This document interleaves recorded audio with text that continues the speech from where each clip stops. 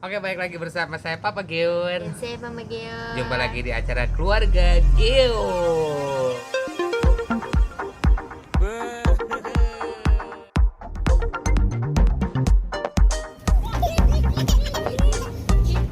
Dan share. Ini YouTuber magang.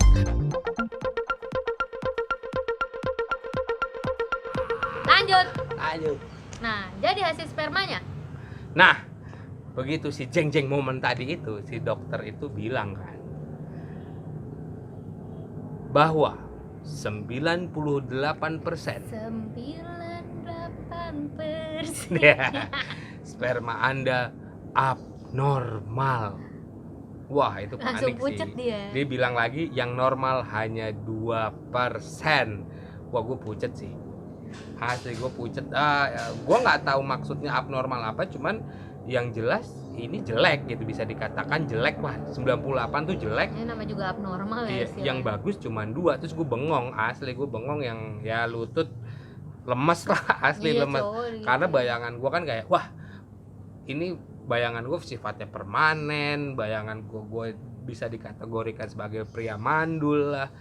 Ya shock lah, kamu juga shock dong Shock, dengarnya. tapi habis itu ya gue nanya abnormal maksudnya Ya. apa ya dok gitu. Akhirnya beliau menjelaskan kalau abnormal itu lebih ke bentuk. Bentuknya nggak Jadi bagus. bentuknya cacat, misalnya Hmm. yang namanya gue cacat, alas sperma ada yang gede, misalnya ada yang Ya. cabang 2, Atau pokoknya nggak sempurna. buntutnya bantat sehingga majunya tuh nggak benar. Iya, Nah, macem-macem lah. tapi dia si dokter Objin ini, SPOG ini nggak bisa menjelaskan lebih detail karena ranahnya itu bukan spesialisnya dia. Andrologi kalau Makanya dia merujuk ke dokter andrologi yang memang dokter spesialis perbiji-bijian. biji ya. Dikasih lah gue nomor teleponnya, namanya Dokter Nugroho, dia prakteknya di Rumah Sakit Fatmawati sama Brawijaya sama Brawijaya. sama Tapi mana lagi gitu. gue pilih di Fatmawati karena murah meriah. Pokoknya kita Menekan budget lah menekan sebisa budget mungkin, sebisa karena gue mungkin. mikir perjalanan menuju promil ini masih panjang dan iya, masih karena akan kita nggak tahu mengeluarkan biaya. hasilnya gimana, karena kayak teman sekitar gue kan program juga nggak yang sekali langsung berhasil gitu, dan gue pun juga siap-siap mental buat wah udahlah jangan berharap lebih langsung gitu, langsung ya udah jadi Nah, gitu. akhirnya nggak lama ya kita langsung gerak cepat juga, pokoknya kita nggak menunda-nunda, langsung ke Dokter Nugroho, dokter andrologi Iya, itu pokoknya kita tuh gercep dokternya lah. nyuruh apa kita lakuin. Ya. ya andrologi di Fatmawati. Fatmawati. Nah, ini adalah salah satu momen dalam hidup gue yang ingin sekali aku skip. Kalau bisa mah di skip. Sebenarnya malu buat cerita ya, Tapi cuman kita share karena tapi kalau gue usah cerita yang nah, gue dateng lah dengan membawa hasil tes sperma sama darah itu tadi. Dia bilang, dia ngasih tahu si dokter andrologi ini bahwa 98% abnormal itu 98. mau nyanyi mau Iya. jelasin nih. Kan katanya mau seru. Oh iya. Gimana sih gue nyanyi lah. 98% ini kalau diibarat 98% Persen. abnormal itu, yang bagus cuma 2%. Kalau diibaratkan dalam sebuah kelas ada 100 anak. Nah, 98-nya ini anak bandel, yang 2 ini adalah anak baik, bukan Jadi anak dibully. pinter ya, masih baik, bukan pinter nih. Jadi dibully. Nah, 98 nih kebayang yang gayanya tukang bolos, tukang mabuk, tukang rusuh, tukang apalah. Ya, nggak Nggak bener bener. Nah, kebayang kan dalam kelas ada 98 anak yang kayak gitu, yang 2 anak baik. Ya pasti yang 2 ini akan dibully kan. Artinya ya 2% ini nggak ada artinya banget gitu. 2% doang, buset. 2%-an. Pertanyaan gua adalah sama dokter, apa penyebabnya 98% ini adalah abnormal? Oke. Penyebabnya apa? Penyebabnya dia langsung ngecek di darah tadi, LED darah, laju endap darah. Artinya gua harus cek gigi, dan ternyata gigi gue itu ada 6 yang udah tinggal akar doang, dan itulah yang menyebabkan dikategorikan sebagai infeksi dan menyebabkan darah menjadi jelek sehingga reproduksi pun berpengaruh. Intinya gitulah. Iya. Faktor kedua kalau dia melihat adalah kegemukan. Jadi si biji-bijinya ini Biji-bijian. kepanasan karena terhimpit oleh lemak. Wah, itu ngaruh juga. Jadi solusinya apa ya? Diet, ngurusin berat badan.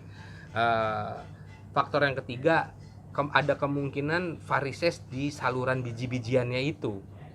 varises. Jadi kayak ada yang kesumbet lah intinya di perbiji-bijian itu sehingga mempengaruhi kualitas sperma.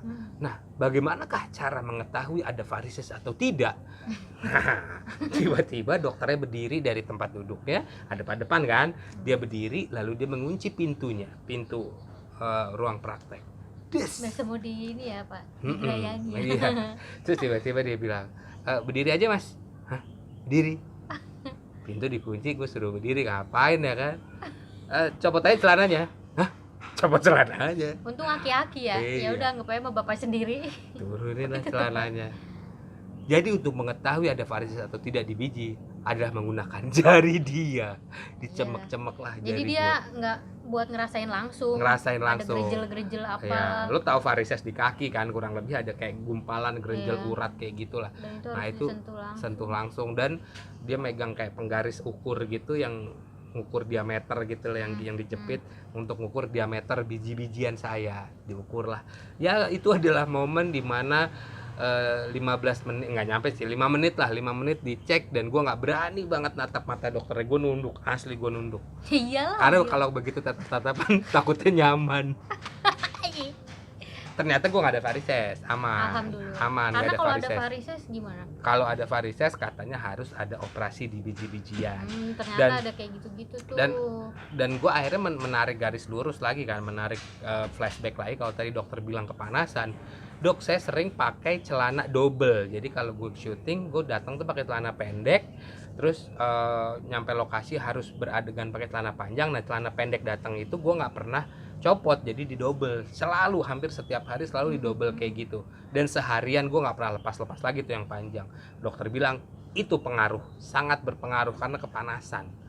Oke, jadi solusinya jangan pakai celana double. Terus dokter juga bilang kalau di rumah kalau bisa jangan pakai celana dalam. Ya, jadi biarkan adem. Sirkulasi berjalan dengan baik. Lalu gue dikasih obat lah, paket gitu ya, ada 2 obat, yang satu sehari sekali, yang satu 2 kali sehari, 12 jam sekali.